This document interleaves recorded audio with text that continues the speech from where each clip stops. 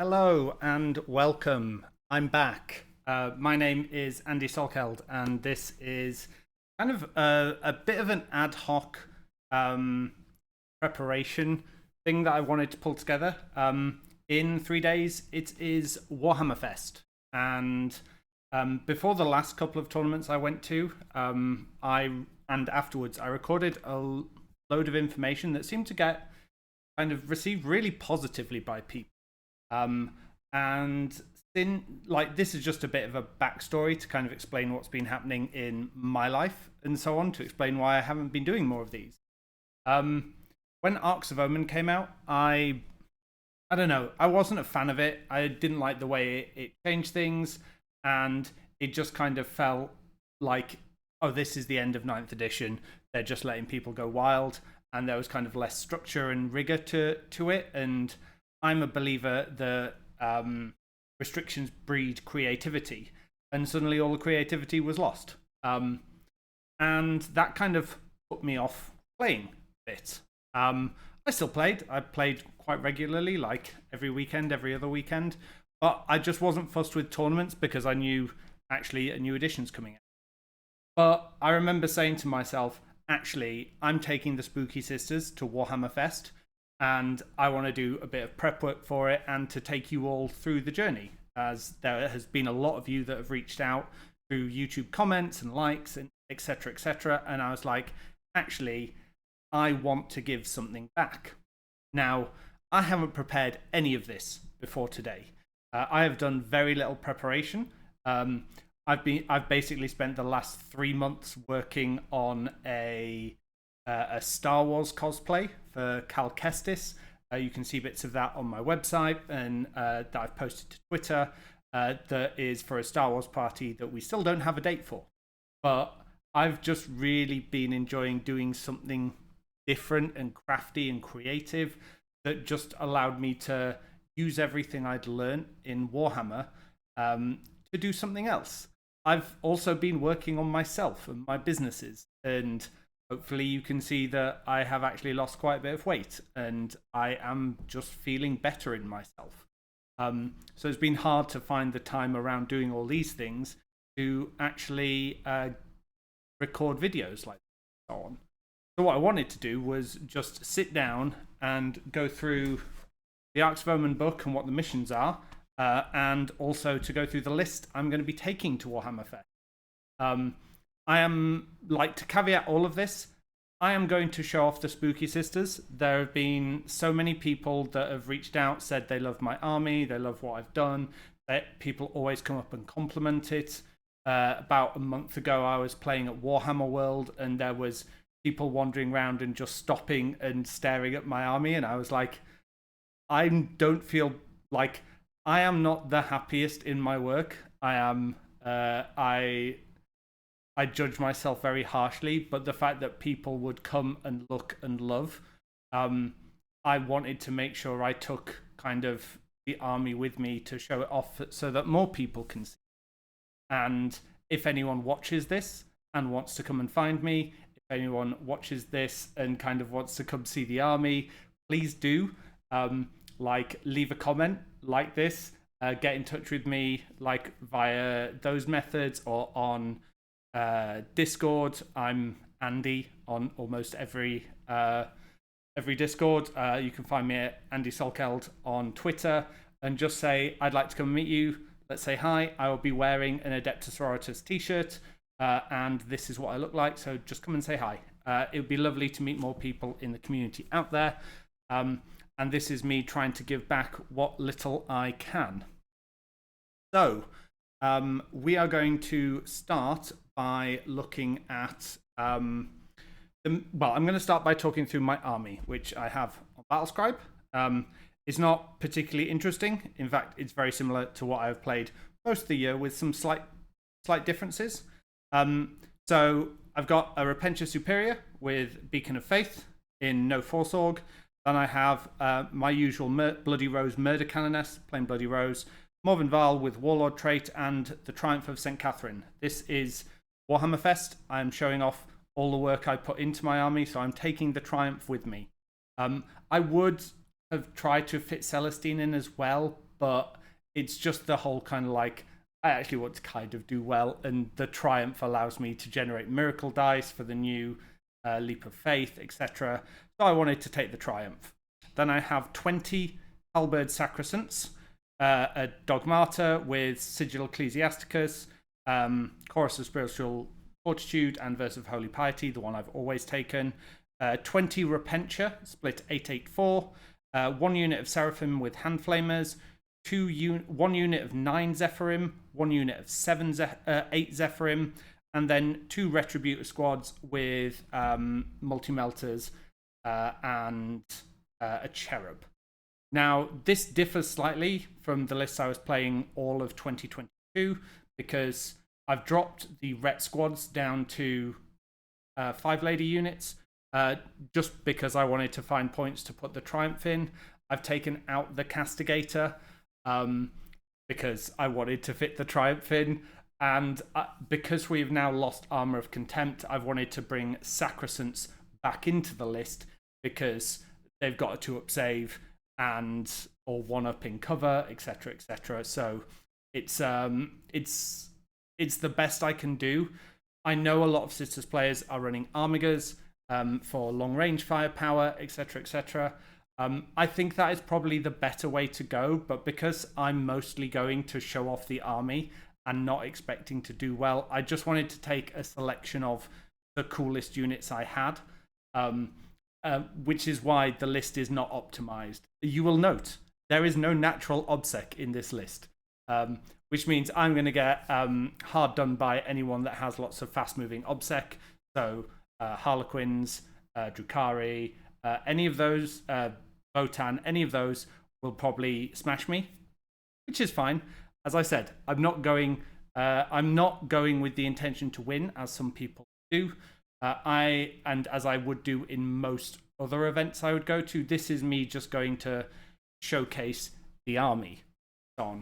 So now let's move into the slides on the actual missions.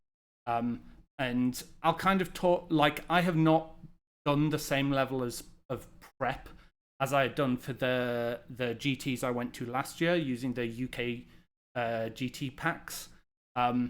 However, a lot of the kind of dimensions and like the Pythagoras formulas that I'd done to work out what maximum charge distances are, etc., for turn 1 charges.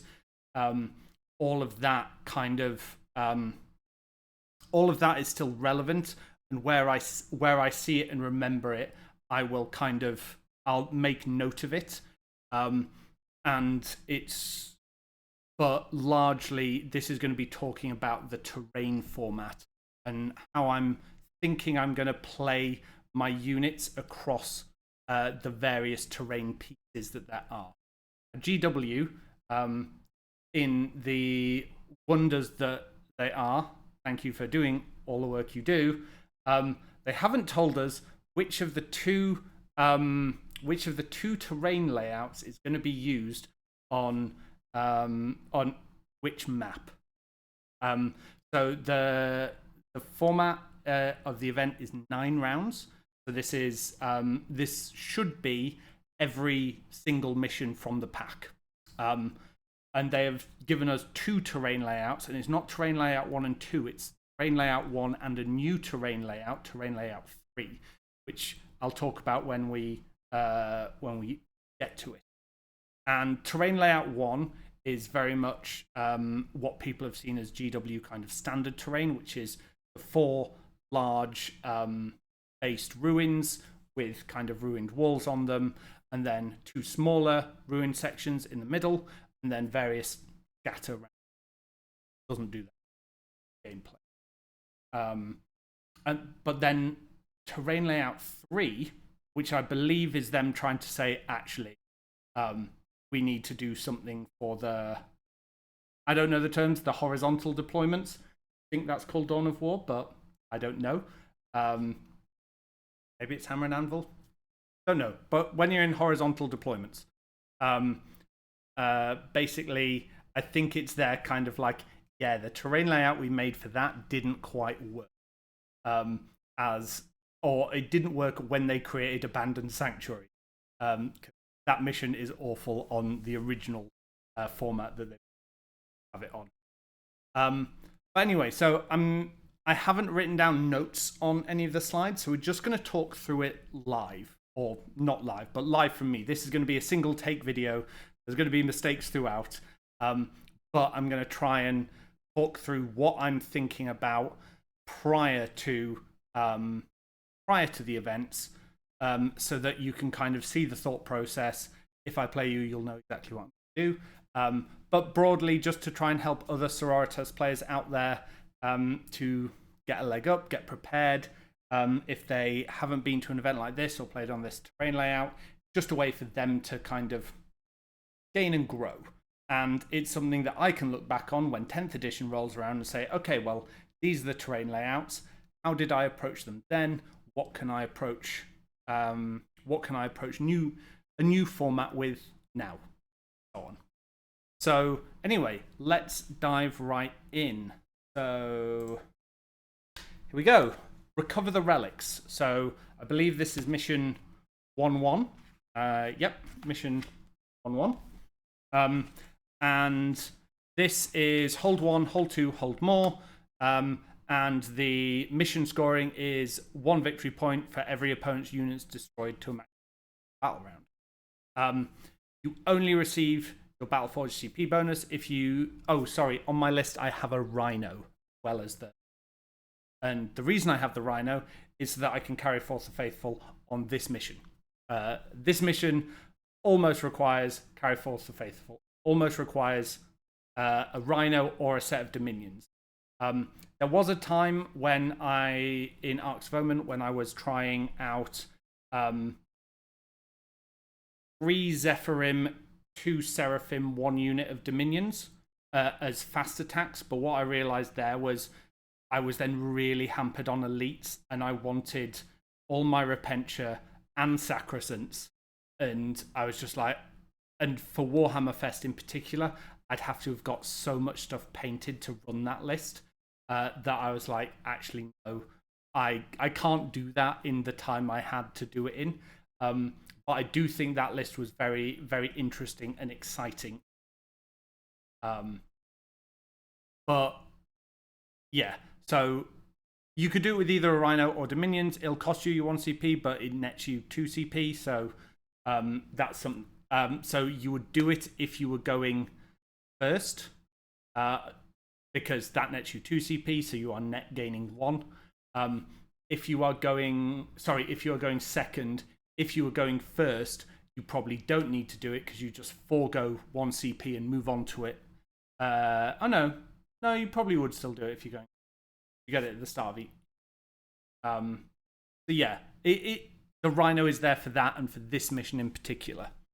Now, because the way the terrain is laid out in this, you pretty much have one. So I'm going to look at this from player A deployment zone's point of view. You're going to have one ruin that's kind of almost wholly within your deployment zone, and one that is almost wholly out of your deployment zone. And what I would typically do in this one is I would create my larger castle in the top ruin, and then have a smaller castle, have more of a combat threat in the lower ruin, assuming ground floor line of sight blocking. This is massive for Sisters, okay? No one has confirmed whether ground floor line of sight blocking exists on this terrain or not. If it doesn't, I'm just dead. If it does, then this is actually great for a heavily focused combat army. But the idea on this would be I'd kind of have my anvil at the top, so probably my units of Sacrosancts, Morvenval, Triumph, etc., etc. The Rhino and Retributors would probably be around there as well.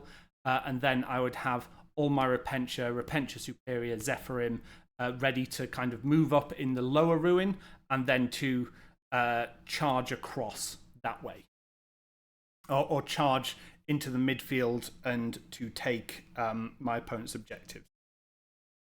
Now, the important thing to remember on this one is it's a hold 1, hold 2, which means unless you are crippling 2 of their objectives, you are not denying them primary. And if they are, and you can also max primary just by killing, because you can get up to 15 points for murdering. This is obviously easier if you go second, because they'll have walked out. But then it kind of that plus 15 can allow you to just score 8s the entire game and overcap on primary. You actually don't need to worry about holding more than 2 objectives. So that's the plan. The way I would aim to hold objectives is I would start by either having, for my home objective back in the kind of middle of my deployment zone, I would try to hold that with a character that's being granted Lookout Sir by a unit of Sacrosancts.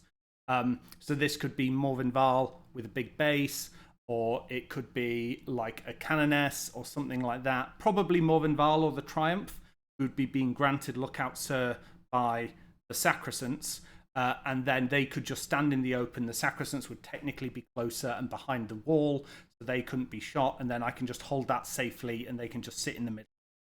That's kind of the game plan there. The one in my lower ruin, which is the one I would defend, this would just be with kind of Repentia, Zephyrim, and characters that are around there. This would be kind of my, I dare you to come and take this, because my Repentia will just form 1-inch screens that people have to charge their way around. Just makes it really, really hard to take. The one at the top, which is essentially out in the open, that one I would try to hold with either a Rhino or again a character being granted Lookout Sir. What I would try to do at that point is I would have another unit staged behind the middle diagonal ruin, and what would happen there is, like, say that's a unit of 10 Sacrosancts granting Lookout Sir to the character above, holding the objective, or the Rhino. I mean, the Rhino doesn't grant it, but the Rhino would grant Lookout Sir, but Rhino could just... it just means you can hold it in the open, string forward a bit, and then have a charging threat if your opponent steps out. That's the main game plan. Depending on the opponent I was against, what I would probably look at doing is I would try to crush their lower flank. So that is, I would be attacking with my Repentia, with my Zephyrim, and I would essentially try to crush the bottom half of the board with combat threat, and then just weather them doing the same to me at the top half of the board, and then I would just try to crush it and sweep around. So initiate a good old spiral. And that's broadly my plan on this. The thing that's really important for this is those middle 2 diagonal ruins are obscuring, and therefore it becomes much more.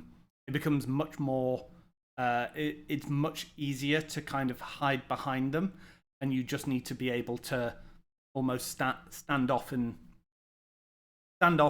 charge through, and just kind of keep your opponent back. As I say, if there is no ground floor line of sight blocking, all of this will fall to nothing. But this is the plan. Sisters are in a rough spot right now, so I've got to win some things here. There is a thought of whether I outflank or deep strike stuff. I kind of feel in this one I would probably take, for secondaries, I'll almost certainly take Leap of Faith, because my list is designed to Leap of Faith with the Triumph and Beacon of Faith. I would almost certainly take Defend the Shrine, which would be my bottom left objective, which is going to have my serious combat threats there. And then I think I would probably take banners here, because I've got 3 banners.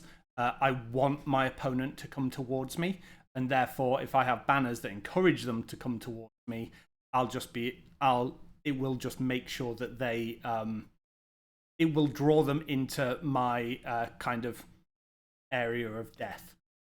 Sisters are particularly devastating within 24 inches, and they will murder most things they touch in that zone. So I don't want to be stood in the open getting shot. I want to encourage them to. That's how I would probably do recover the relics. I'm fairly happy with this mission. I think it's kind of, I think it's fine. I think it's kind of mid-tier mission, maybe towards the top end. There are some real stinkers, but I'd be happy with this one. I don't know if it'll be the first mission of the day, but I think my broad plan is I'm happy with on. So now, tear down their icons. Bomb planting. We're playing Counter-Strike again. Another hold 1, hold 2. And in this one, anything can do an action to prime an explosive. And we've got the diagonal slash deployments. I don't know if this is going to be the terrain layout on these. I think it is, but at the same point, I'm not certain. Any unit can plant a bomb, and any unit can disarm a bomb. And if it has OBSEC, it does it automatically, and if not, it's a D6. One of the most important things on this mission is you can, if you hold 2 all game, which is the easy part, you hold top ruin and your bottom ruin where the objectives are, and you plant 3 bombs, you can score 44 primary. And that is a really like a nice little kind of safety net. If you ever manage to get more than that, like if you score a 12 going second on the final turn, then you can cap primary. But if not, aim to plant 3 explosives. Okay, that's the minimum. Plant 3 explosives, however you do it. So one of the things I like doing on this mission is rhinos and characters protected by rhinos are fantastic for planting bombs, particularly if the opponent doesn't have good shooting. And the reason this is important is because they can because they move over 9 inches. Can't plant a bomb if you are within 9 inches of a previously planted bomb. As long as you move over 9 inches, that same unit can plant a bomb turn 1, plant a bomb turn 2, plant a bomb turn 3. So what I often like doing is try to plant a bomb turn 1 with, say, a character protected character with Lookout Sir. Turn 2, the rhino scoots forward and does it. Or if the rhino is on the line, it drops off someone 9 inches away from my deployment zone, do it, and then the rhino does its own one. Because of the finicky stuff of where you plant the primed objectives, you can game it, so you can kind of do this and create a nice. If you can get those 2 objectives, then I would probably use my deep striking Seraphim on turn 3, or a Angelic, I think it's Angelic Ascent. I can't remember the name of the stratagem. To pick them up and then put them down again, and with a Zephyrim squad to just plant a bomb in their backfield. That gets you your 3 bombs down very safely, which gets you your 44 primary, maybe 45. So that's a really kind of, that's something you don't necessarily think about, but it's an important thing to know where you can make up points, because make up points win games, killing does not. So that's the main plan. That's the overarching plan. What I would probably do with this. So again, I believe these deployment zones, because of the angles, we are 20. It's either 24.7 or 24.8 inches away from each other on turn 1, which means we can't guarantee charge with Zephyrim plus 2 6s on Miracle Dice. And you might be like, hold on a minute, that's not likely. But when you have the Triumph and you can turn a Miracle Dice into a 6, you only need to roll 1 6 on a Miracle Dice, and you have at least 2 chances to do that, because you have the one generated by the Triumph and the one generated naturally at the start of each turn. So there is a good chance, if we were 24 inches away, that it's a 1/3 chance, but it's still a chance to be able to go far, so on, and you can catch people off guard with scissors, and that's one of the fantastic upsides and why I love the army. So again, because we're on essentially the same terrain layout, a lot of my plans would be the same. However, on this mission, because of the way the / deployment works, I would probably put most of my castle around the main objective in my deployment zone, and then I would stage quite a lot. I would probably stage my Sacrosancts and my Retributors, maybe some Zephyrim at the top. Nominate the top objective just outside my deployment zone in that ruin. Nominate that as my shrine. Hold that most of the game with kind of a lot of my tougher characters and units, and then I would use my middle ruin, because it's so pushed forward. I would use that to then be able to assault the center of the battlefield. Depending on my opponent, what I might consider doing here is initiating a trading war over the center, because I have a load of cheap units, an absolute ton of cheap, and I can feed them out. So I could feed out 5 Seraphim or 4 Repentia. I could feed out bits like this over and over, and they have to commit something that's worth slightly more. Then once they've committed enough, the Repentia go in, crush the front line, and then a unit of Sacrosancts can just kind of stand in the middle and be like, now what? The meta right now is very shooting orientated, and this may well not happen. But if I can initiate a trading war, I will initiate, because it's fantastically.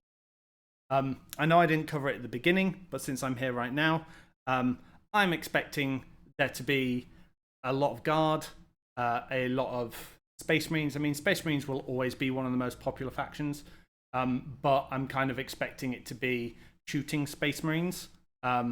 Admittedly, Dev Doctrine has now, well, not Dev Doctrine, but Codex Warfare, aka the Dev Doctrine secondary, kind of been neutered a little bit, but I'm still expecting Space Marines fairly big.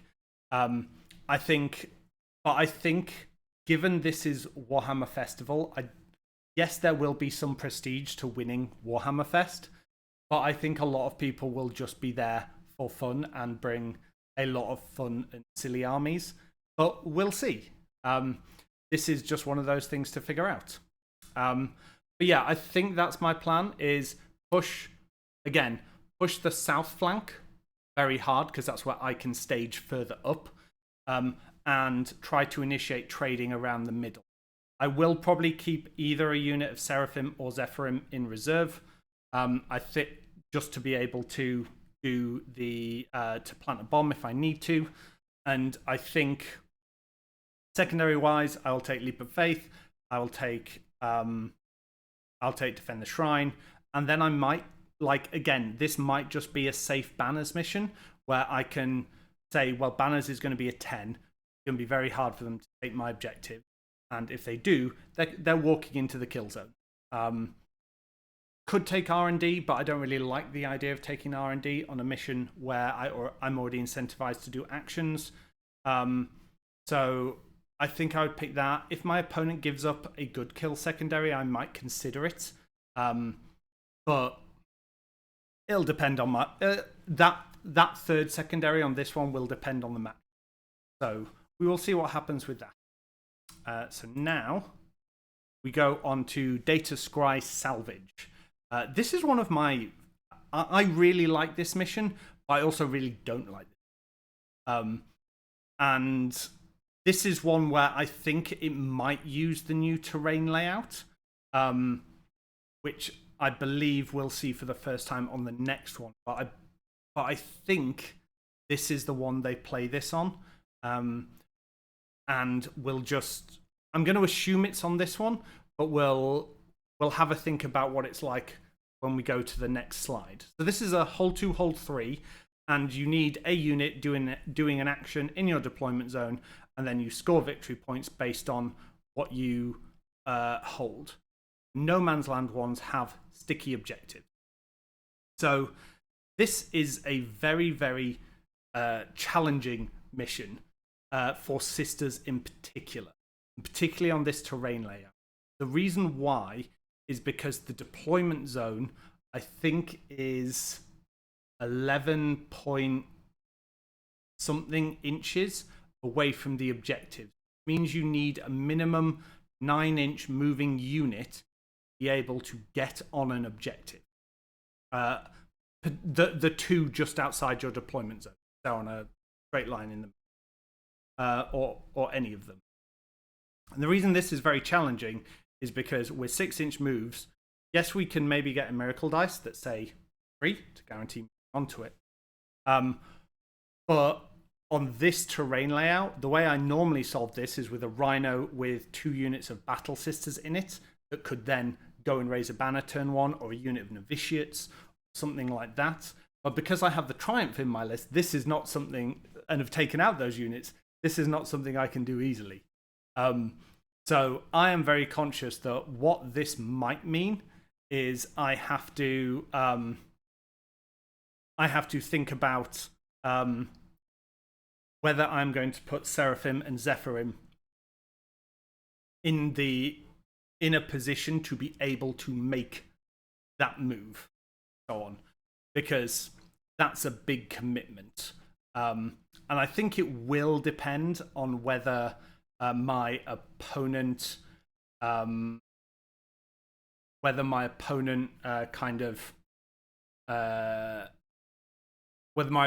do the same or similar. Now, I have no natural obsec in my list, but I do have a Dogmata. And I think this is going to be one of the key things I need to utilize. And I will need my Dogmata with whatever units I am moving up through No Man's Land to get onto my the top 2 objectives. Now, there is an argument to say I could go along for the bottom 2 objectives. And that is actually a consideration here, because of that way there is more natural defense. And again, it will depend how much shooting my opponent has and how quickly. Because if my opponent has quick shooting and can, say, touch the lower diagonal ruin, that means if I'm deployed on the line at the bottom, they can just see me, shoot me, and kill me. And that's not good. So a lot of this will be dependent on where my opponent deploys. And it's one of the things, this is why this is a complex mission. It's a great mission, but it's complicated. The thing that is very good, though, is it's a hold 2, hold 3, and Sisters are great at this, because we are fantastic at denying 1 point a turn.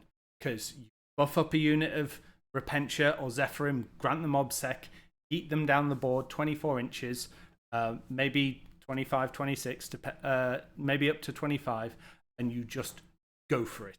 Take that one objective, and you have denied them 4 victory points on this mission. The other thing that makes Sisters really good, this mission, is if they are not screening out their deployment zone, you are able to, you can guarantee deep strike charge using miracle dice to then be able to have a unit on their home objective, which then stops them doing the action. This is huge. Being able to do this is like denying 2 to 3 primary attacks. And the more turns you can do this, the more powerful it is.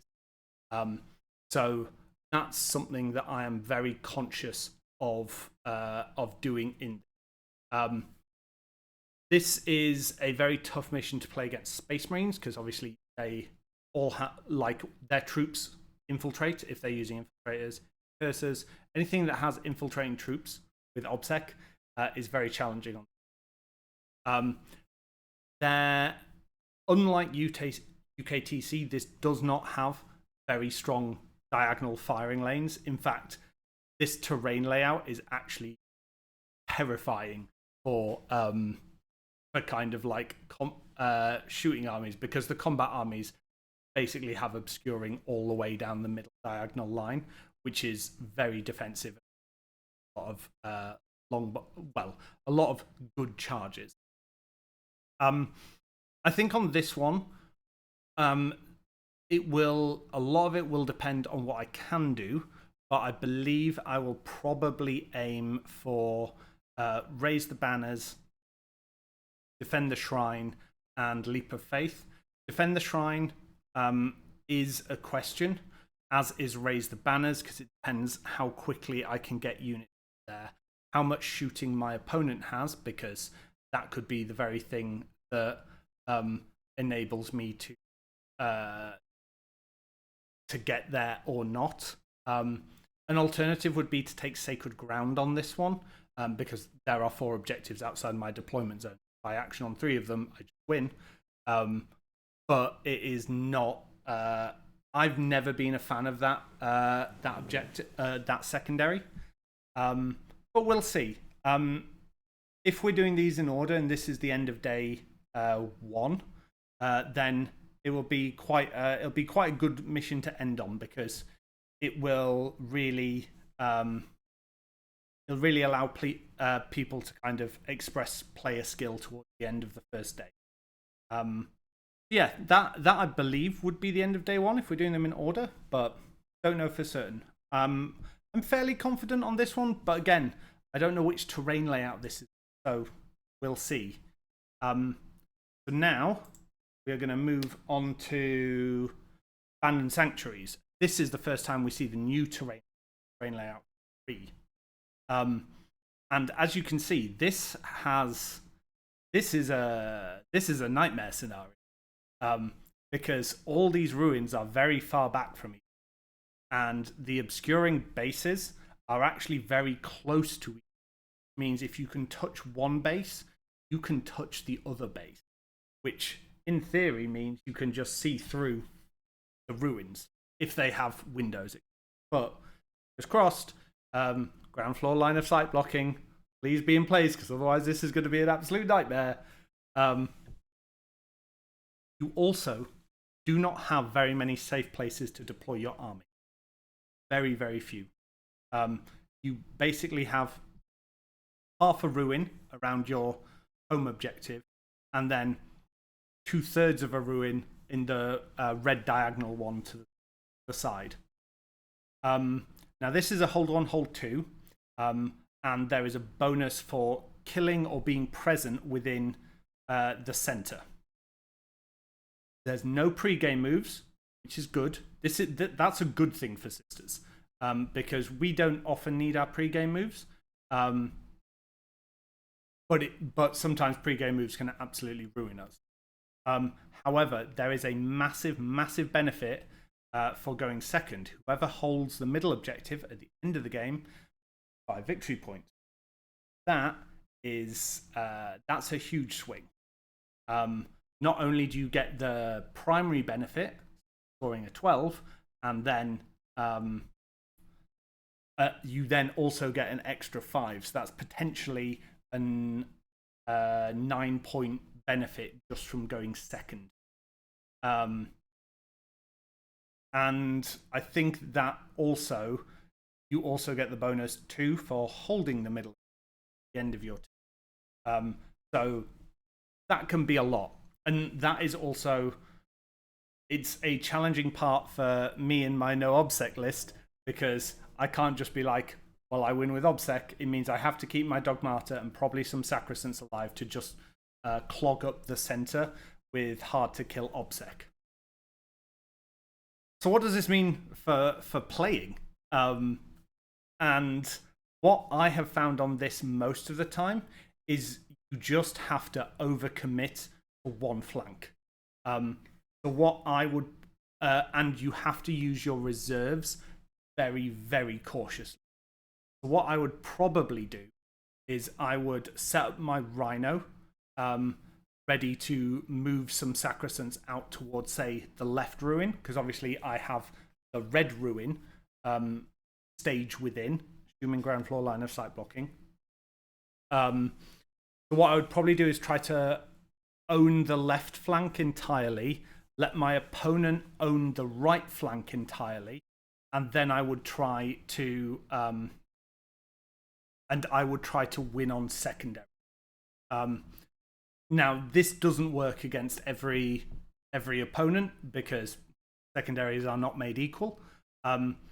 But that's kind of the play I would normally make. What I would probably do in this case is I would leverage my reserves a lot. I would keep my Repentia castle in the central ruin with a unit of Sacrosanct. Then I would probably have another unit of Sacrosancts in the Rhino, and that would be ready to move. That would be ready to disembark them upfield into the ruin on the left. I would have Zephyrim staged near there to also go into that ruin on the left. And I would then just try to say, this is mine.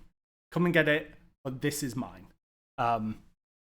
The Rhino would provide lookouts to the characters and the that went with them. I would try to keep the Triumph and Morvenval relatively central, probably have the Retributors central as well, because they ignore cover. The central unit being dense means that they can kind of, I think it's dense, they ignore it, so they can just sit there in cover and shoot. And that's an important part. Then I would also try to use my Zephyrim and my Seraphim to kind of pick away at my opponent's smaller units. So think like Fleshhounds, etc., etc. Just pick away at those, and then slowly but surely chip and trade until I can then overwhelm them. But this is a very, very challenging mission, and once I had secured the left flank, I would then move out and push the right. I would try to push their home objective and try to just deny some primary that way. If you go second on this mission, you are at a significant advantage, particularly on this terrain layer. I've played this one once, and it is kind of nightmarish. But it is. You can't win them all. Have to try. I think I would take Leap of Faith. Defend the Shrine isn't great here, but I would probably take it and just hard push one flank, like harder than anything, and just say, this is mine. I'm murdering everything that comes near this. And I would probably pick the left flank here because I have the most terrain en route to it. Then I don't like banners on this one because it can be too challenging to raise the second banner. I would maybe try to take a kill secondary. I would maybe consider R&D on this one, or retrieve battlefield data.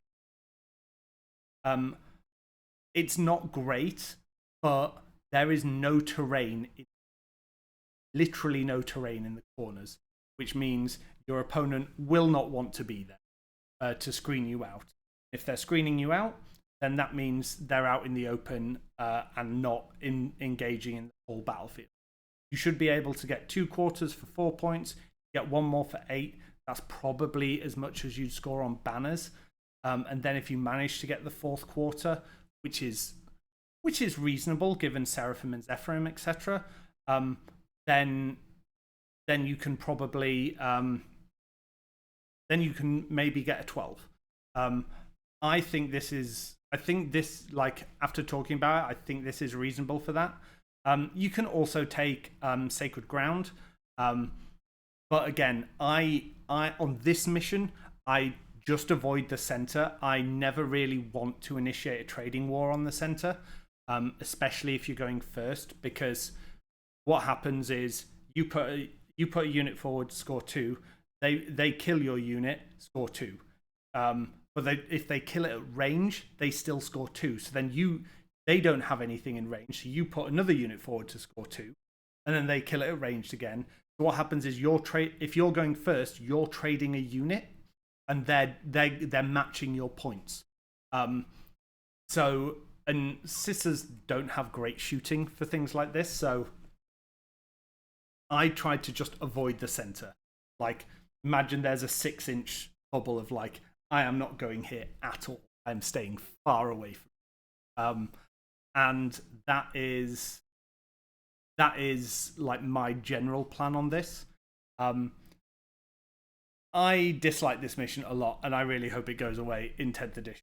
And I'm not a fan of this terrain layout, but we don't get to choose these things. I would think mostly about just taking one flank and just playing it safe and trying to outscore my opponent. Make plays that score points. Don't make plays that that kind of not tactically. Now we move on to conversion. Another diagonal. Well, this is a quarters deployment. Hold 1, hold 2, and basically it's all about controlling the objectives outside your deployment zone or in your opponent's deployment zone. Terrain layout is the same as before, so holding 2 all game, so 1 inside your deployment zone, 1 outside your deployment zone, scores you 42 primary, which means you do not have to take big risks on this mission. If you just hold the 2 in kind of your quarter and the quarter above you or below you, you score 42. Sorry. Ugh. Sorry, natural yawn. Just needed to do that to carry on.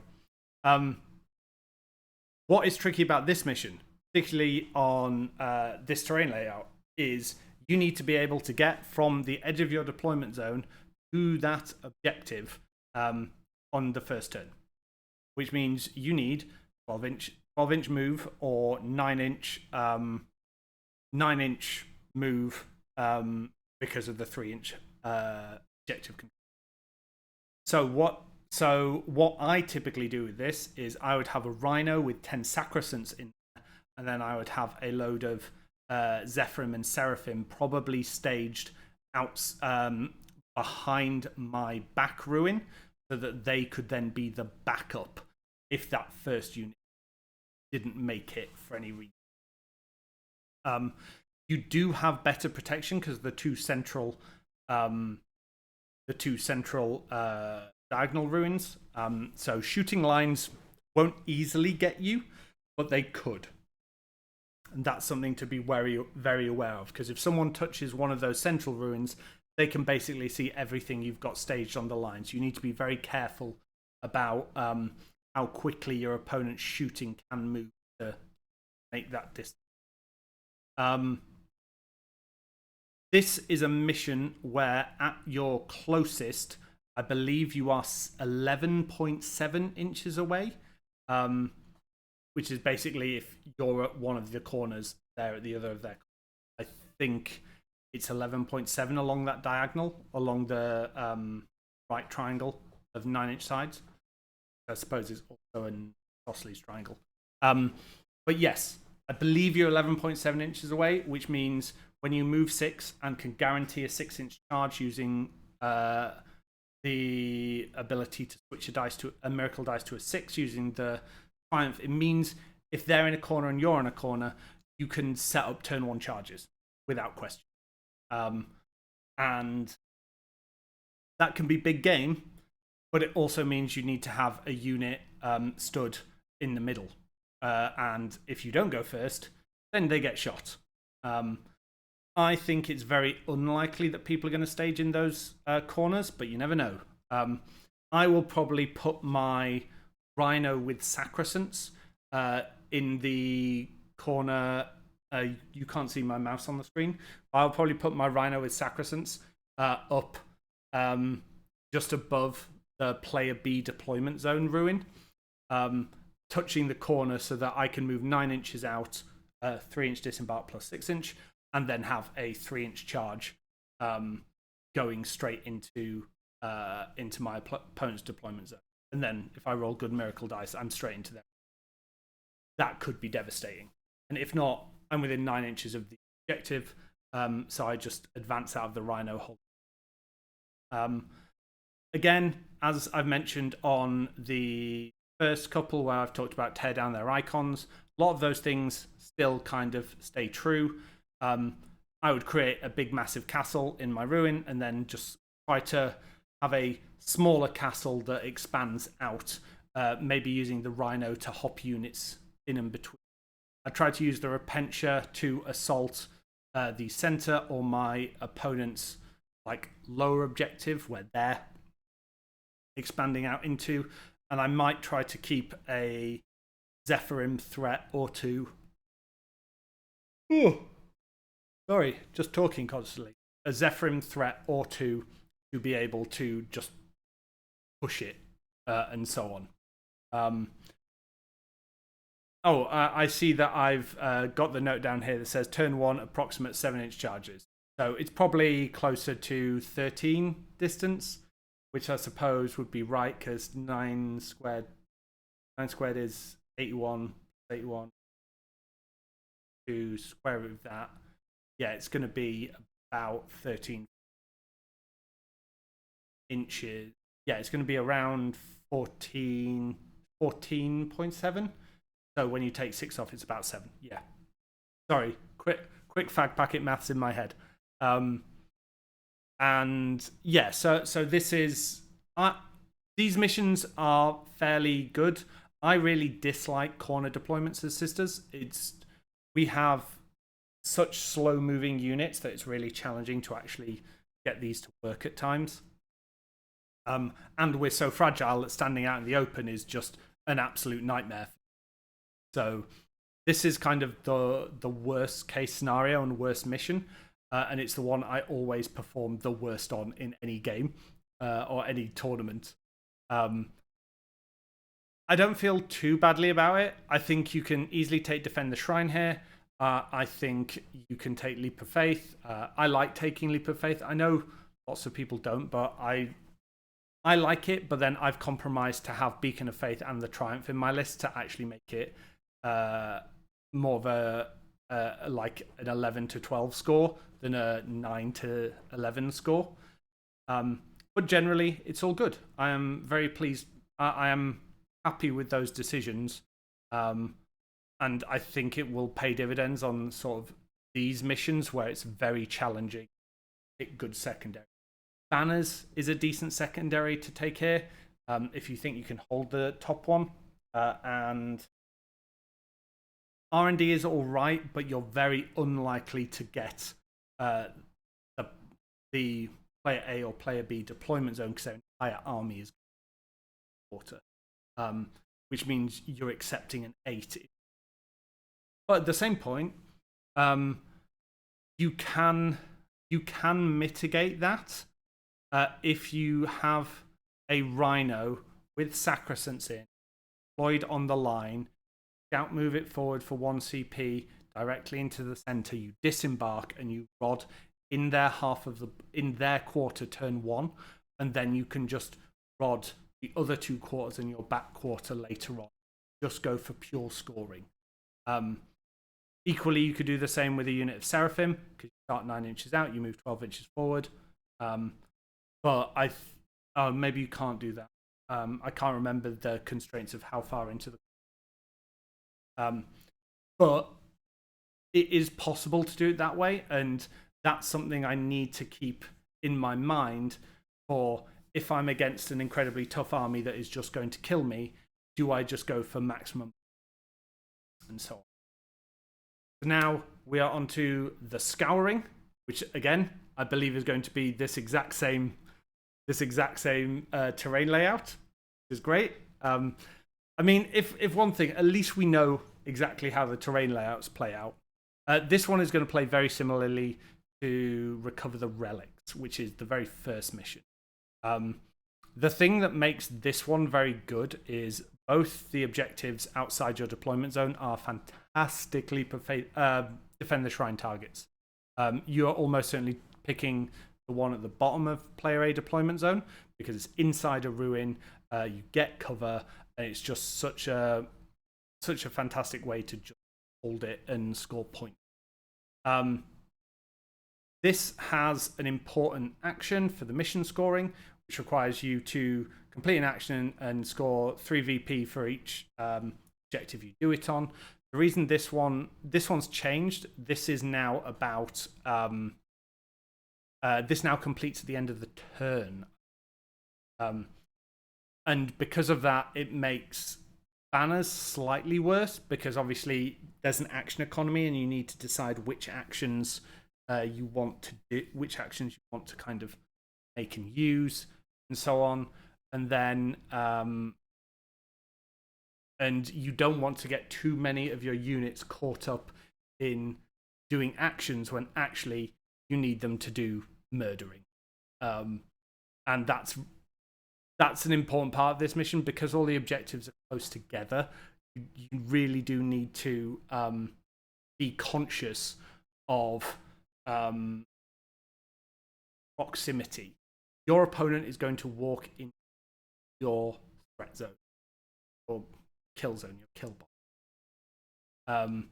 And now and you want to make sure you kill whatever they put in there.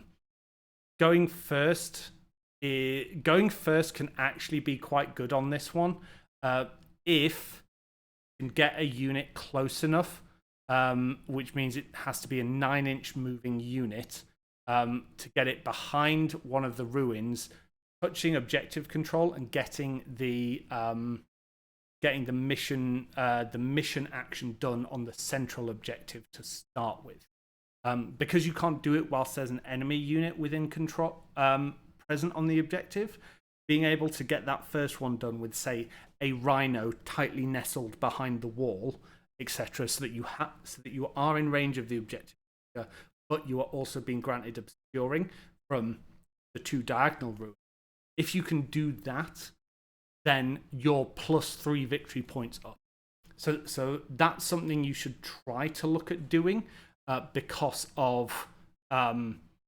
Because it makes up for the fact that your opponent, because of how close the objectives are, they're very likely going to get a 12. They go second. You want to kind of maximize or minimize their benefit by taking 1 out, etc., or leaving 1, because they get +4, you get +1. I actually really like this mission as Bloody Rose Sisters, mostly because it's murder, and it's very pacey. There's like, in a lot of games there is a lot of finesse to it, like when do I push, how do I push. In this game it's like, oh, you walked forward, I'm killing you, which is the Bloody Rose way. I would almost certainly take Leap of Faith, defend the shrine, and either a kill secondary, or I would perhaps take a banners if not. The problem is the objective outside player A deployment zone at the top, you cannot hold it from behind a wall, which means you want to hold it with a character being granted Lookout Sir from behind the wall, or from behind the top diagonal ruin, because that way you get a load of protective parts. You can stand in the open and not shot. So I would probably look to have Sacrosanct staged behind the top L, granting Lookout Sir to, say, a Morven Val at the top, or perhaps the Triumph. The Triumph does have is infantry, so can walk through walls, thank goodness, and just have the Triumph stood there in the middle, just holding the objective. Because ultimately, if the Triumph dies, I'm not that bothered. Whereas if Morven Val dies, that's a lot of the output of the army gone. I'd probably try to hold it with the Rhino turn 1, but we'll see. Almost everything I'm saying in this video is context dependent. So it will depend what my opponent has in reserves, what my opponent has forward, what faction they're secondary. But I want to do whatever I can to draw my opponent in towards my my kill box, kind of move. So yeah, that's the Scouring. Tide of Conviction, the other mission that I think will be played on this terrain map. And again, I've talked about how I dislike this terrain map.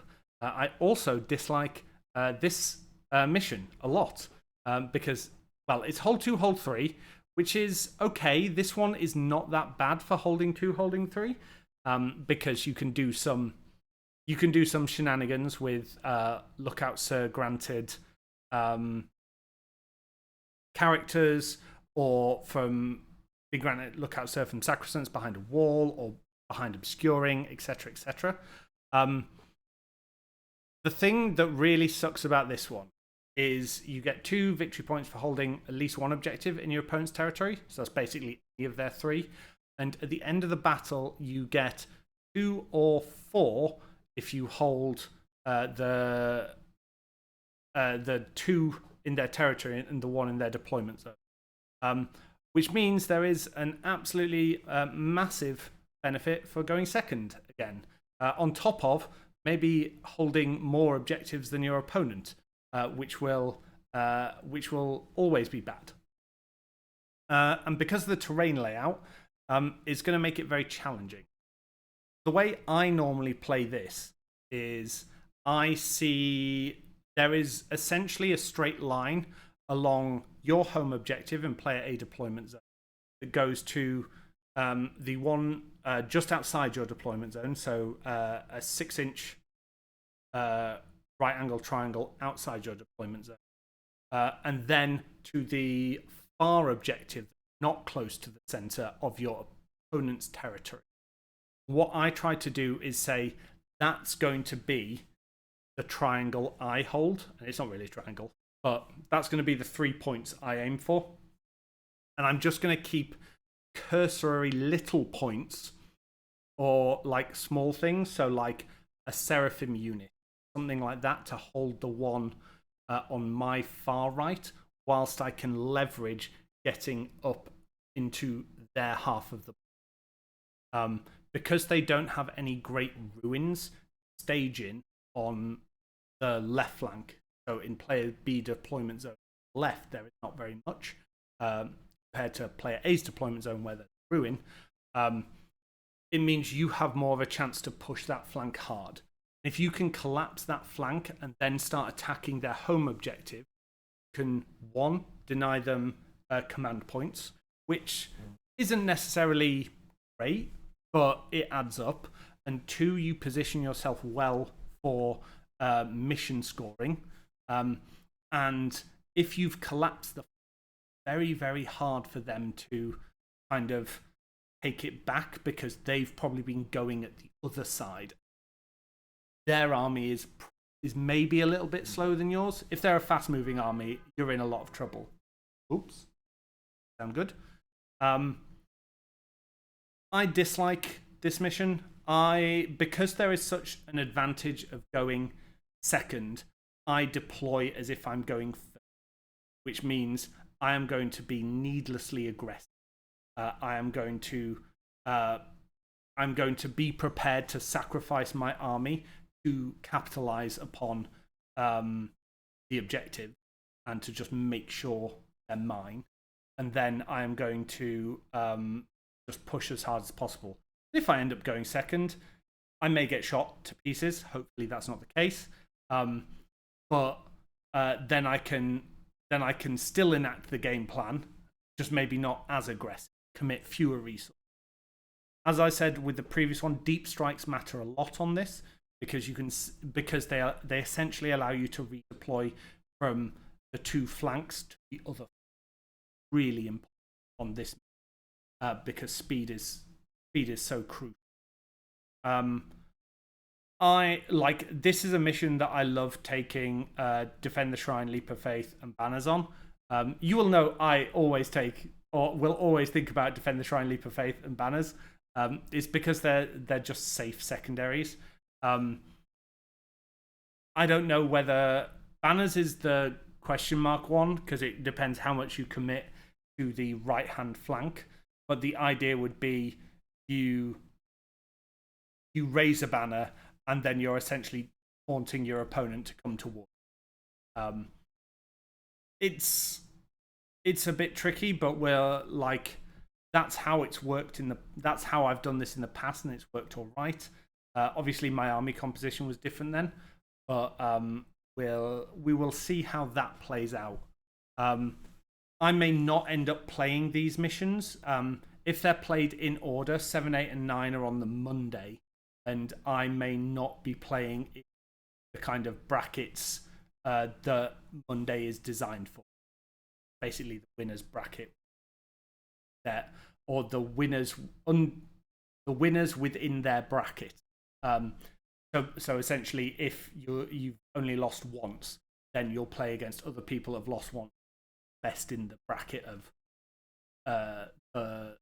people who lost. I don't know whether I'm going to be playing the Monday or not, so I'm going to see what happens. Death and Zeal. Everything I have said for Tide of Conviction, sorry, not Tide of Conviction. Everything I have said for Conversion and Tear Down Their Icons applies here. I don't think I need to recover it again, but because it is essentially the same and it's exactly the same terrain layout and nothing has really changed. This one is all about taking objectives you didn't control and destroying enemy units within range of an objective marker at the start of the turn. If you are going to go for this secondary, try to initiate a trade war over the middle, just because it's closer than trying to initiate a trade war over one of the. You also want to make sure that you are using durable units, sacrosancts, on weaker places not in your deployment zone, just because there is a chance they survive on the objective marker, and therefore you deny your opponent killing and king. This is another one where I would very likely move my Dogmata up with my units to make sure I hold the No Man's Land objective. But I won't go into this just because of how much I covered on Conversion, as it is essentially the same mission, and I'm just very conscious dragging on a little bit. Good mission, nice to end on, nice to be towards the end. I wish it was just slightly more different from Conversion, but it is. And then finally, we have secure missing artifacts. So again, hold 1, hold 2. And this one is all about holding your priority target. And on UKTC terrain, this has some really interesting things. On GW terrain, it is less interesting. But the most important thing about this mission is, because you move the objective,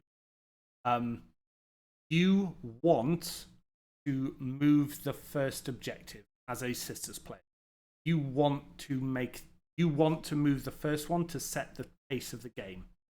If you can set the pace of the game, move the objective marker outside your deployment zone near A, closer towards your deployment zone.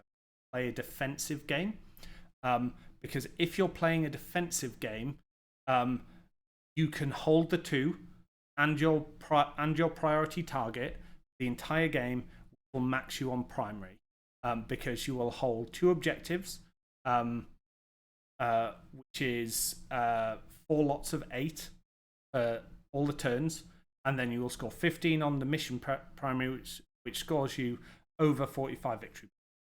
And this mission is a bit of a joke for primary.